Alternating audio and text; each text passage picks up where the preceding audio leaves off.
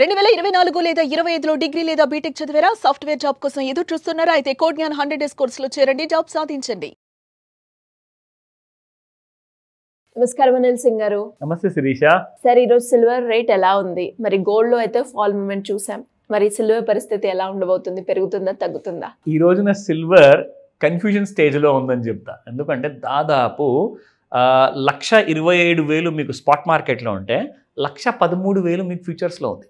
That's about 14,000 gap అనమాట. అసలు ఇంత గ్యాప్ ఏంటి? అసలు జనానికి లిటరల్గా ఒక మేజర్ కన్ఫ్యూజన్ వచ్చే అవకాశం ఉంటుంది ఇక్కడ. అంటే ఇంతకీ ఫ్యూచర్స్ మార్కెట్లో కొనకూడదా? బాగా పడుతూనే ఉంటుందా? ఎందుకంటే 14,000 కైండ్ ఆఫ్ గ్యాప్ ఉందంటే 20,000కి వెళ్ళిపోతుందేమో ఇంకా పడి అని చెప్పే కన్ఫ్యూజన్ ఉంది ఇక్కడ. ఫస్ట్ అండ్ ఫార్మోస్ట్ ఏంటంటే ఒక విషయం అర్థం చేసుకోవాలి మనం అందరం ఇక్కడ. స్పాట్ మార్కెట్ ఏంటంటే it's involves physical precious metal అనమాట. ఫిజికల్ అంటే మీకు అది ఇటుక రూపంలో కానివ్వండి, బిస్కెట్ ఆర్ కాయిన్ రూపంలో మీకు బంగారం లేదా వెండి ఉంటుంది. అక్కడ ఏంటంటే మీకు ఫిజికల్ మార్కెట్లో డిమాండ్ అనేది తగ్గట్ల. అక్కడ మాత్రం కంటిన్యూస్గా బయింగ్ చేస్తూనే ఉన్నారు. అందుకే కదా పడితే 10 పైసలు గ్రాముకి, పెరిగితే ఇంకొక 50 పైసలు రూపాయి పెరగడం మాత్రం సిల్వర్ చాలా ఎక్కువగా పెరుగుతుంది. కానీ మీకు కన్జంప్షన్ ఎప్పటిదాకా అయితే డిమాండ్ ప్రకారంగా పెరుగుతూనే ఉంటుందో అప్పటిదాకా మీకు సిల్వర్ పడదండి కిందకి. స్పాట్ మార్కెట్లో కిందకి రాదు. ఎందుకంటే every company require silver consumption. ప్రతి ఫ్యాక్టరీలో, మ్యానుఫ్యాక్చరింగ్లో సిల్వర్ ఎడాపెడా వాడేస్తున్నారు. సో దట్ సిల్వర్కి డిమాండ్ పెరుగుతుంది కానీ సిల్వర్కి డిమాండ్ తగ్గదు. రెండో విషయం, సిల్వర్ డిమాండ్ పెరుగుతుంది బికాజ్ వాడుకుంటున్నారు కాబట్టి. ఇంకొక రీజన్ తెలుసా ఎందుకు పెరుగుతుంది? సిల్వర్ ఏదైతే గనుల్లో నుంచి బయటికి వస్తుందో ఆ మైన్స్లో నుంచి, సో ఎగ్జాక్ట్లీ చెప్పాలి అంటే ఆ కైండ్ ఆఫ్ మైన్స్లో నుంచి వచ్చిన సిల్వర్ కూడా బాగా స్కేర్స్ అయిపోయింది. అంటే it is slowly getting reduced in terms of tonnage విషయంలో చూసుకుంటే. అంటే ఎంత ఎక్కువగా తీయవలసిన అవసరం ఉందో అంత ఎక్కువగా తీయలేకపోతున్నారు. చూస్తున్న కొద్దీ బంగారం కూడా ఎక్కువగా బయటికి రావట్లేదు, అట్ ద సేమ్ టైం మైన్స్లో నుంచి, అండ్ సిల్వర్ కూడా రావట్లేదు. సో ఇక్కడ సోర్సెస్ తగ్గుతున్నాయి, అంటే సిల్వర్ తగ్గిపోయింది బయటికి రావడం. ఇక్కడ డిమాండ్ మాత్రం అలాగే ఉంది. సో మరి సిల్వర్ ప్రైస్ పెరగక తగ్గుతాయా? తగ్గవు. కాబట్టి ఈ విషయము మీరు క్లారిటీతో ఇప్పుడు ఉండాలి. నా next comes to the futures market. మరి ఫ్యూచర్స్ మార్కెట్లో అక్కడ నిజంగా వెండి ఎవడు కొనట్లేదు, నిజంగా వెండి ఎవరు అమ్మట్లేదు. ఇట్ ఈస్ అ ప్యూర్ ఒక ఇన్స్ట్రుమెంట్ మాత్రమే. అంటే it is called as a futures instrument అంటారు దాన్ని. దాన్ని ఏం చేస్తారంటే, నా దగ్గర ఒక 10 కేజీల సిల్వర్ ఉందనుకోండి. అఫ్కోర్స్ నిజంగా నా దగ్గర లేదు. ఫర్ ఎగ్జాంపుల్ ఒక బిజినెస్ మ్యాన్ దగ్గర ఉందనుకోండి 10 కేజీల సిల్వర్.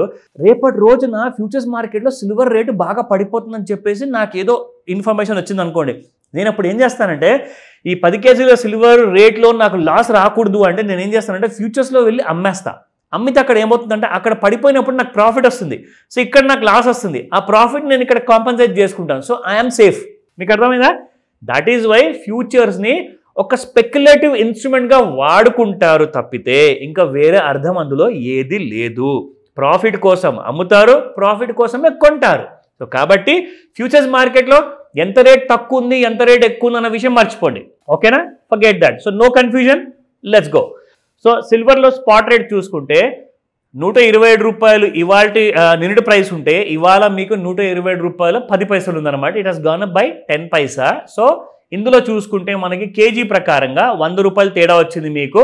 సో నిన్నటికి ఇవాటికి 1,27,000 నిన్నుంటే ఇవాళ 1,27,100 రూపీస్. స్పాట్ మార్కెట్లో మాత్రం 10 పైసలు పెరిగింది, ఆల్ టైమ్ హై దగ్గరలో ఉంది. కానీ మీరు ఇక్కడ ఫ్యూచర్స్లో చూసుకుంటే 1,13,000 రూపాయలు ఉందండి. అండ్ ఇక్కడ చూసుకుంటే -300 రూపీస్ ఉంది. సో 1,13,000 హై, 1,13,150 లో, 365 ఇస్ ద హై.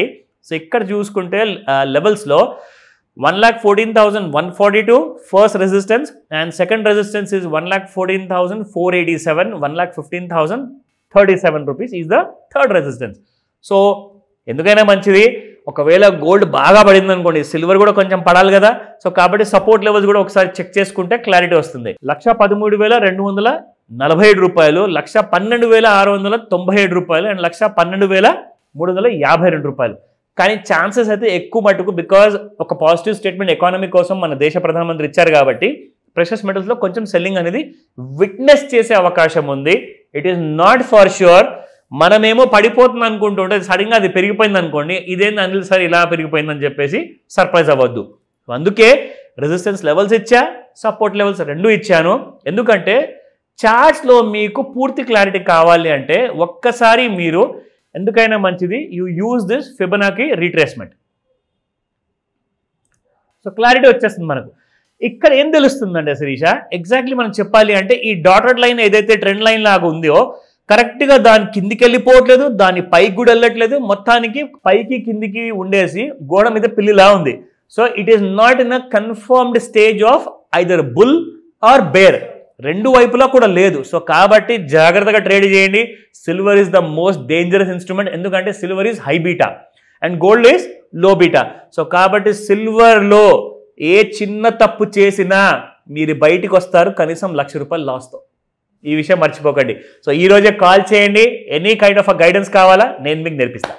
సింపుల్ గా కింద స్క్రోల్ అవుతున్న నెంబర్ని అప్రోచ్ అయితే సరిపోతుంది అంటారా సార్? అబ్సల్యూట్లీ ఫైన్ శిరీష, చెప్పినట్టుగా వినండి, ఇమ్మీడియట్గా వాట్సాప్ మెసేజ్ పెట్టండి, లేదంటే లాస్ తప్పదు.